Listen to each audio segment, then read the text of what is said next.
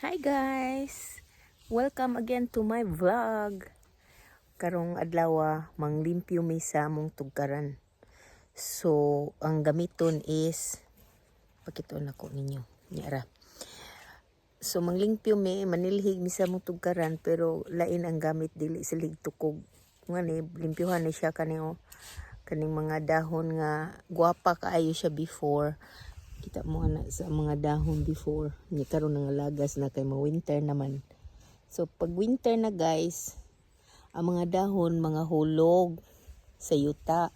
So mga to colorful no, pareha na no, para na sa atbang. Kita na ko ninyo. Oh. Ang mga dahon yellow pa kaayo, orange, red, nga na basta autumn. Unya dayon. Pag dili na autumn, padong na mo winter, mo na makalag na ang mga kahoy may ngana na. Oh, hinahinay na sila upang alagas. Mo nang gitawag og taglagas kay nangalagas ang mga dahon. Mga hulog sila sa yuta. Unya mahimo siyang sagbot sa tugkaran. Unya di ganahan ng mga tao nga sagbot ang tugkaran kay bati kitan-awon bahugaw. Mo na limpyuhan. So mo ni siya namang limpyo mi karong adlaw. Pakita nako ninyo.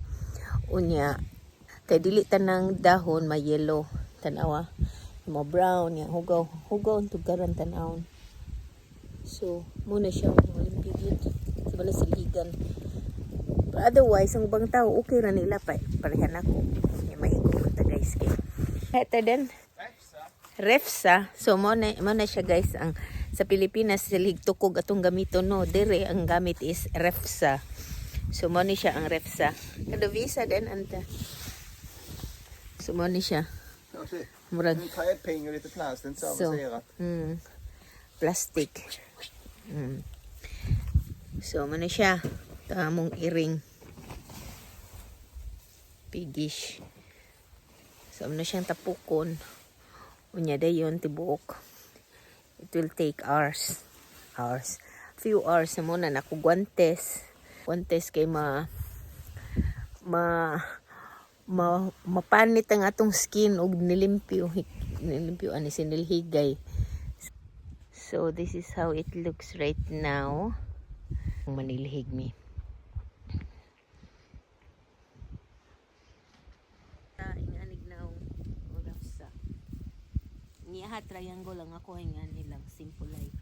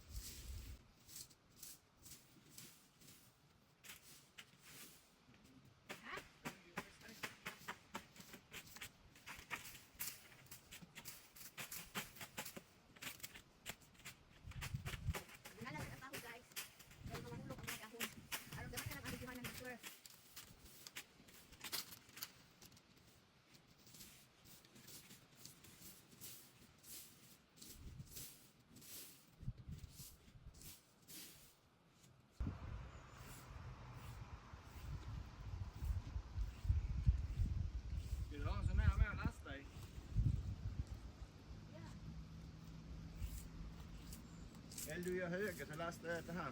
Yeah. Which one?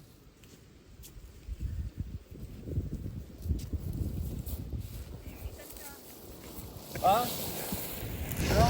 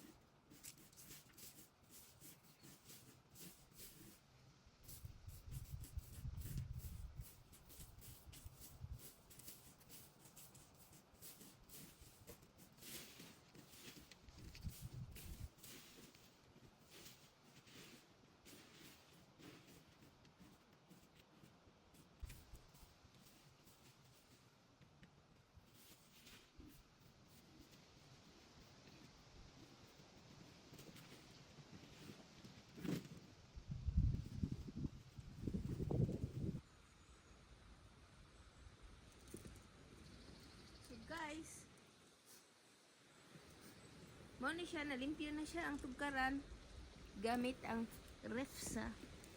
Made of plastic ni siya guys, instead of silhig tukog kani among gamit. So at the same time, nag-exercise pug ko, aray, bisaya kay kong naw. Pero ingani akong naw kung nasa balay. So mo ni siya guys, dako kayo ning sako sa kuan ni sudlan na ni sa lawg sa mga wild animals. Ang among paliton ani usually is about 300 kilos. So gitunga na mo ang sako. Kaya ron multi-purpose pod ang sako, dili lang ilabay siya. Mo ni siya ang among butanganan sa dahon nga mga laya. Unya dayon among ilabay ngadto sa basurahan. So it's easier to do it ang paglabay aning mga kuan, mga sagbot.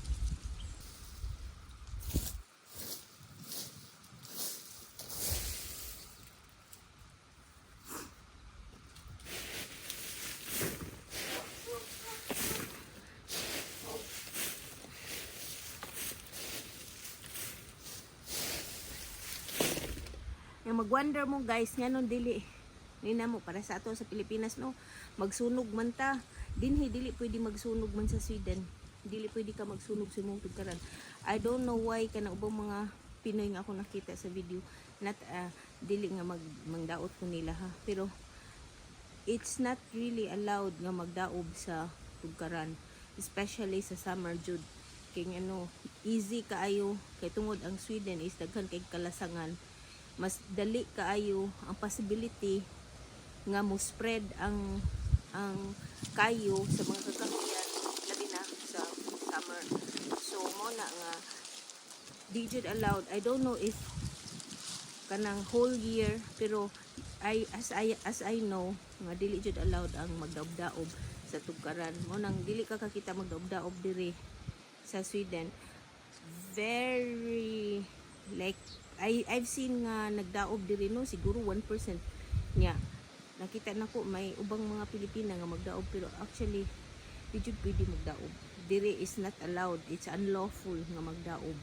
So mo na nga ang buhaton ra is hipuson ang tanang kaning layang dahon, nindot unta kay ni idaob no. O man puy lamok diri good.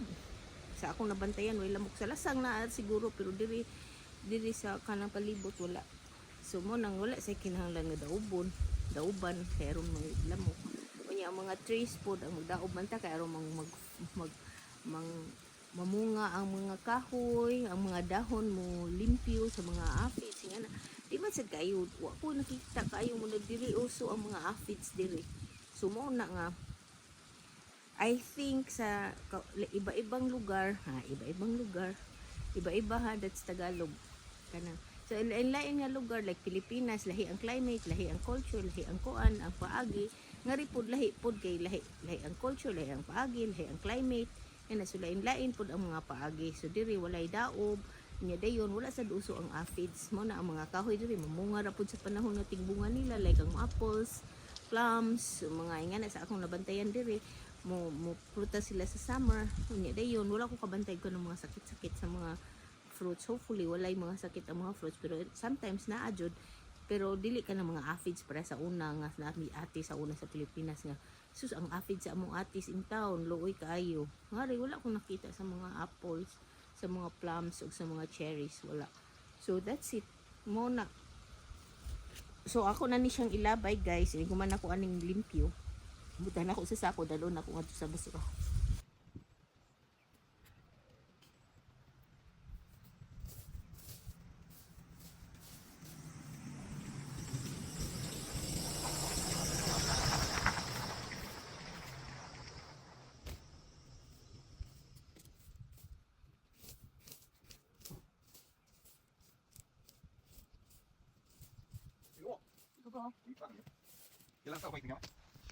Yeah. Lite bara hagis så rent behöver inte ta höjden. Perfect. Mo na may basurahan guys nga mountain. Tinanin pa na ko kung ano na ako mga tanom. Pag yun ako matanom ako mga other plants. Hipos ang mga ngarik guys magtanom sa summer niya din sa winter hipuson. So kinahanglan hipuson ko ni di na ko i-video akong mga paklaro akong mga tanom kay hipusonon na ni. So mga patyon na lang yun ni sila guys. So muna ang mountains ang akong mga tanom sa summer patyo nuno ni sila. O pa jud ko oras. So dito gilabay ang mga sagbot. Unya balik na sad mi sa kuan. So mo na ni among view diri karon guys. Ang plum tree, ang apple tree so wala na nga upaw na. Wala na ako mga flowers. So na guys, limpyo na siya. At least na jud mi nahimo. And then diri na pud mi sa kilid. Hipos na pud siya guys.